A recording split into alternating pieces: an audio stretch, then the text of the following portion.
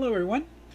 In today's video we're going to talk about Zoom and some of the differences between the web application and the downloadable, installable desktop application and the application you might download and install onto your phone. So the biggest difference is, I feel, that when you're hosting a meeting, you should really be using the desktop application, right, on your computer, because it gives you a little bit more control and it's a little bit more versatile when hosting your class.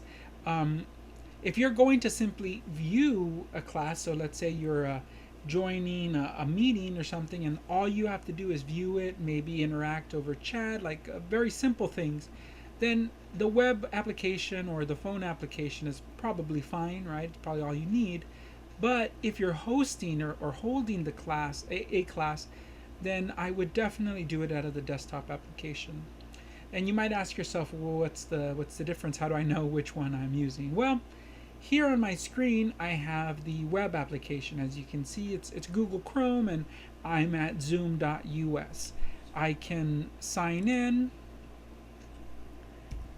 and whoops, nope. I can sign in with my username and password. And then this goes to my account. Now, this is super useful if I'm, running reports or I'm trying to change my settings or any of that sort of thing. You'll find that with the exception of running the reports, all the other options are also available on the desktop application. If you're going to run a report, even through the desktop application, it sends you to the Zoom website. So, and that's perfectly fine, right?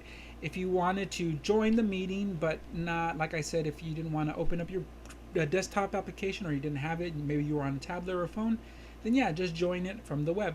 That's fine.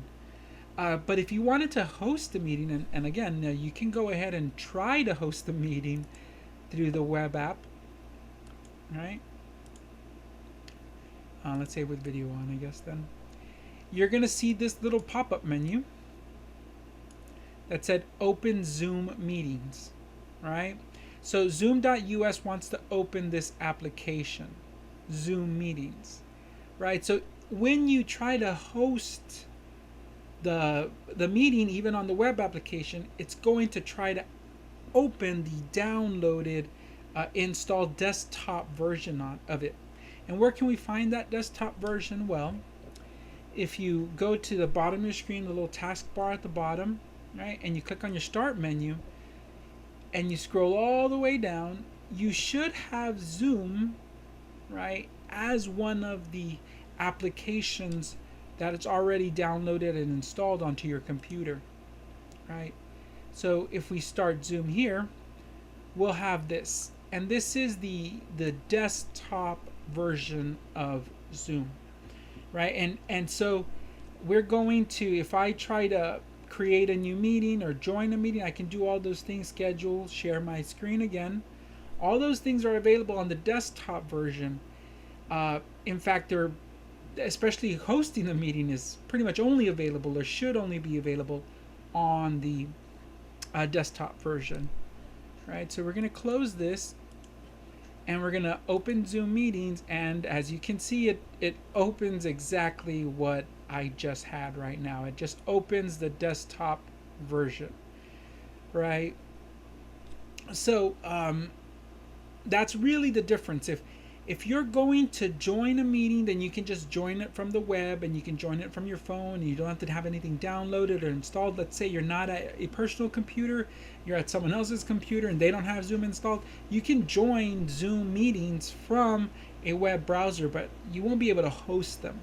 What you're actually doing when you try to host from a web browser is opening a copy of your desktop application. And let's say you don't have it downloaded. Well, Zoom is going to ask you to download it and install it before you try to host the meeting. It's also very important that you're signed in to your account because then you also won't be able to host the meeting. At least I don't believe you will be able to. Right? And so that's just something I wanted to discuss, something I wanted to show is that when you have or hosting a meeting, then you should be doing it out of your desktop application, right? Again, we're going to go to close that. We're going to close our meeting. Yes, we're going to end the meeting for all. We're going to scroll down.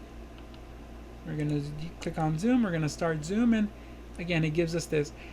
And this doesn't take away any of the things that we would normally be able to do, right? So for instance, if I wanted to create a new meeting, well, I have that. I want to join the meeting, well, I have access to that. Let's say I wanted some chat logs and stuff, well, I'll also be able to do that. I want to schedule a meeting using my personal ID, my PMI, I can do that. And but other than that, right, now also you also have your recorded meetings. I pretty much record all my meetings because I use them for my YouTube series. But yeah, you'll have access to those through the desktop application. The last thing that I wanted to show you is, again, if you wanted to run reports. If you wanted to run a report, you could go to the website, zoom.us, and then sign in and run the reports through there. Or if you just had your desktop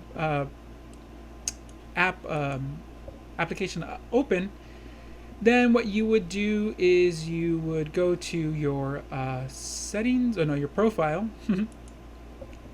And then your profile would launch the web application, and you would see that you're already signed in, and then you would come to reports and then meeting, and then go ahead and run your reports from there.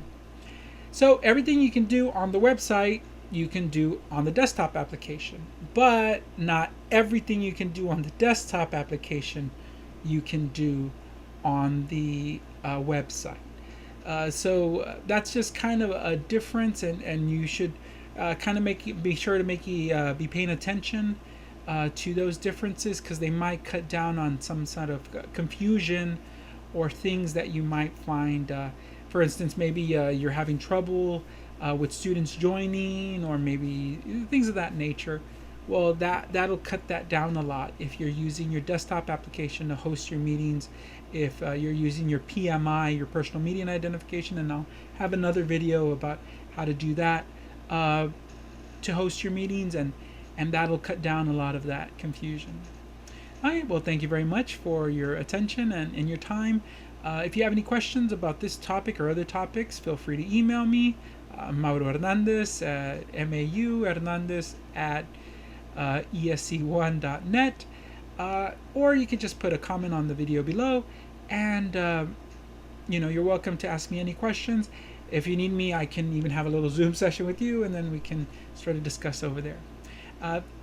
Anyways, thank you very much, and hope you have some interesting classes using your Zoom. Goodbye.